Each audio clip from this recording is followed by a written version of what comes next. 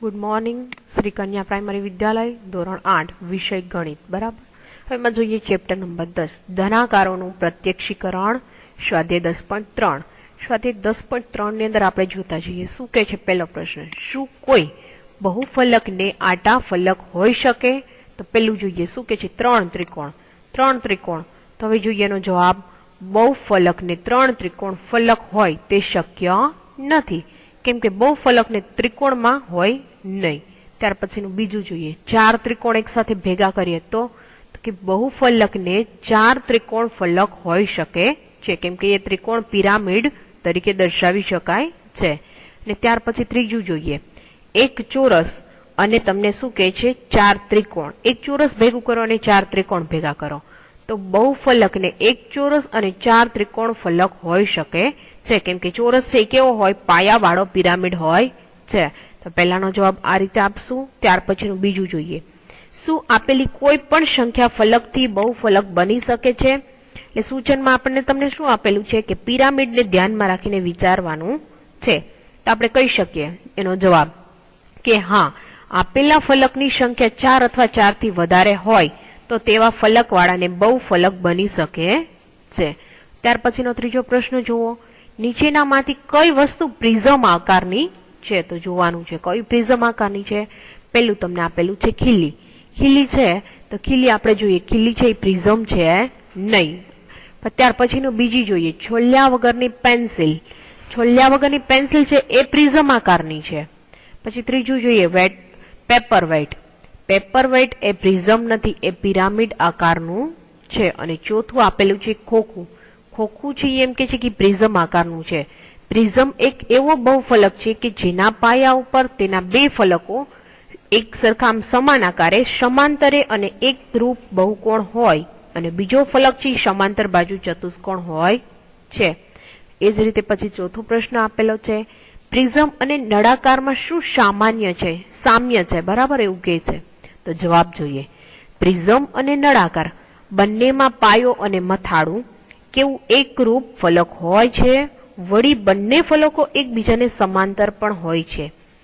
જો પ્રિઝમના પાયાની બાજુઓ સંખ્યા જેમ જેમ વધારતા જશું તેમ તેમ તેના આકાર નળાકાર જેવો બનતો જાય છે. એમાં બીજો પ્રશ્ન છે, પિરામિડ અને શંકુમાં શું સામ્ય છે? તો કહી શકીએ પિરામિડ અને શંકુમાં સામ્યતા એ છે કે બંને બાજુના ફલક ઉપર ભાગમાં એક જ શિરોબિંદુમાં મળે છે. જો પિરામિડ પાયાની બાજુઓની સંખ્યા જેમ જેમ વધારતા જઈએ તો તેનો આકાર કેવો થતો જાય, શંકુ જેવો બનતો જાય છે.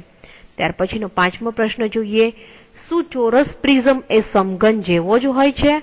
સમજાવો. તો આપણે કહી શકીએ ના, ચોરસ પ્રિઝમ એ હંમેશા સમઘન જેવો જ ન હોય, તે લંબઘન જેવો પણ હોઈ શકે છે.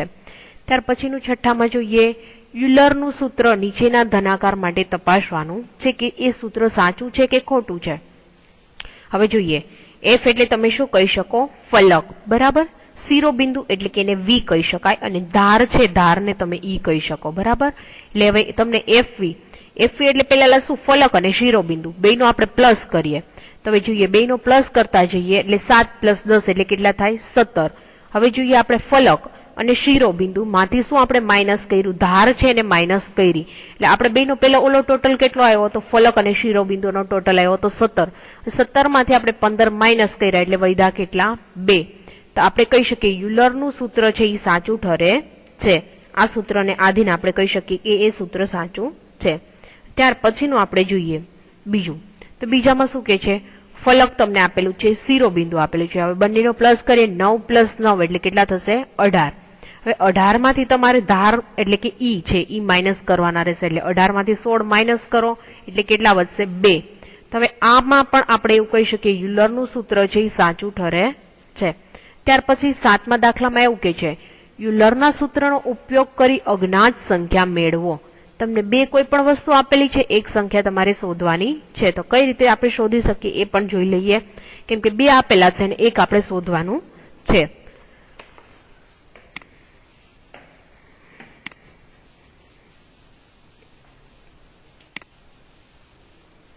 હવે જોઈએ, તમને પેલા એફ છે એ શું છે, એફ તમને આપેલો નથી, એફ આપણે શોધવાનો છે. શિરોબિંદુ તમને આપ્યા છે 6 અને ધાર તમને આપી છે 12.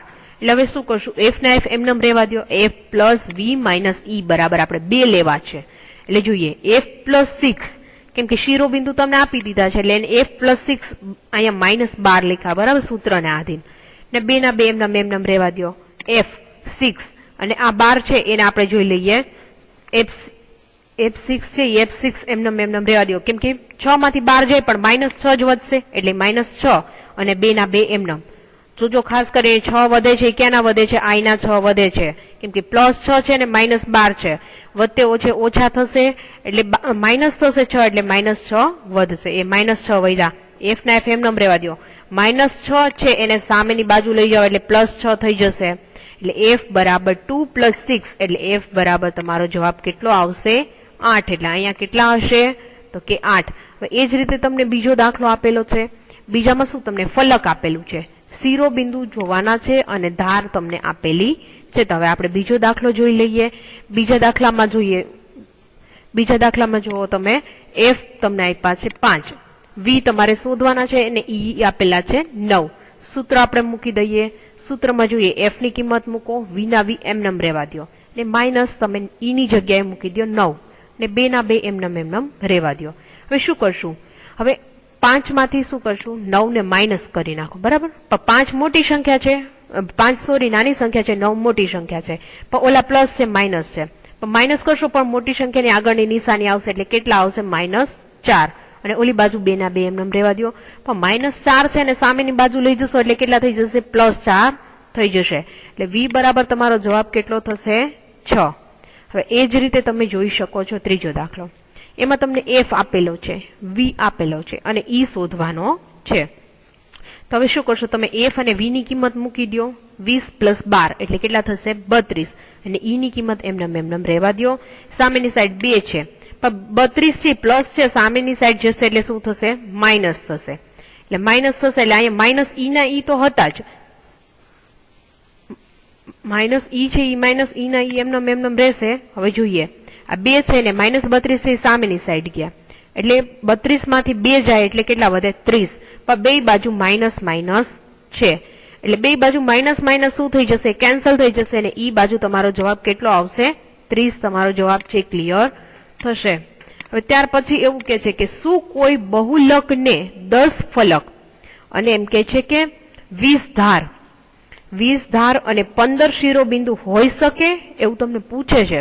તો આપણે કહી શકીએ ઉપર આપેલા ફલક, ધાર અને શિરોબિંદુ વાળા બહુફલક ત્યારે જ હોઈ શકે જ્યારે આપણે ફલક, ધાર અને શિરોબિંદુની સંખ્યા વડે યુલરનું સૂત્ર સાચું બનતું હોય. તો આપણે જોઈ લઈએ કે એનું સૂત્ર સાચું બને છે કે શું. તો F બરાબર 10, E બરાબર 20 અને V બરાબર 15 કે છે. યુલરનું સૂત્ર મૂકો. સૂત્ર આપણે મૂકીએ છીએ. હવે જોઈએ સૂત્રની અંદર કિંમત મૂકો. F ની કિંમત છે 10, V ની કિંમત છે 15 અને E ની કિંમત છે 20. એટલે 10 + 15 એટલે કેટલા થશે 25. 25 - 20 એટલે જવાબ કેટલો આવે છે 5. તો હવે આપણે શું કહી શકીએ, આમ 10 ફલક, 20 ધાર અને 15 શિરોબિંદુ વાળું ફલક ન હોઈ શકે. કેમ કે અહીંયા આપણે શું જોવાનું છે, અહીંયા આપણો જવાબ છે 2 થવો જોઈએ પણ અહીંયા જવાબ કેટલો થાય છે 5 થાય છે. એટલે આપણે એવું કહી શકીએ કે એ શક્ય નથી, બહુ ફલક ન હોઈ શકે. અહીંયા સ્વાધ્યાય છે આપણું કમ્પ્લીટ થશે. Thank you.